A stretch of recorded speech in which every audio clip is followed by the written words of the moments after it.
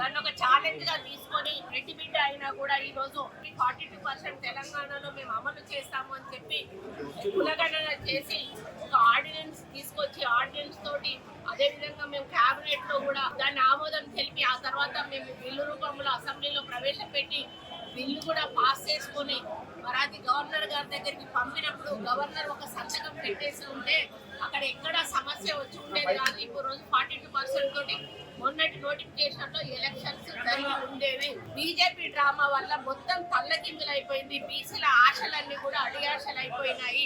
మరి వాళ్ళు అసెంబ్లీలో మద్దతు చెప్పారు, బయటికి పోయినాక తోక జాడిచ్చారు. మేము హైకోర్టులో వేస్తే హైకోర్టులో కౌంటర్ వేస్తారు, సుప్రీంకోర్టులో వేస్తే సుప్రీంకోర్టులో కౌంటర్ వేసి ఈ రోజు ఆ బిల్లు పాస్ కాకుండా చేసి బీసీలకు అన్యాయం చేశారు. దీనికి ఎందుకు అడ్డుపుల్ల వేయాల్సిన అవసరం ఉన్నది అంటే బీసీలు మనుషులు కారా?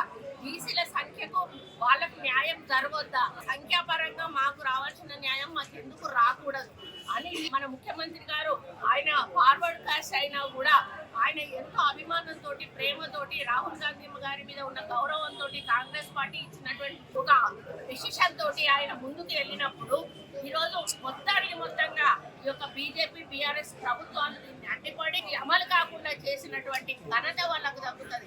ఈ రోజు బీసీల పాపం వాళ్ళకు కొట్టుతుంది. ఎందుకంటే వాళ్ళు మీ కోర్టులో ఉంది, మీరు మాట్లాడండి, ప్రధానమంత్రితో మాట్లాడి అది అమలు చేపిస్తే మీకే వస్తుంది క్రెడిట్, మీరే తీసుకోండి, మాకేం అభ్యంతరం లేదు.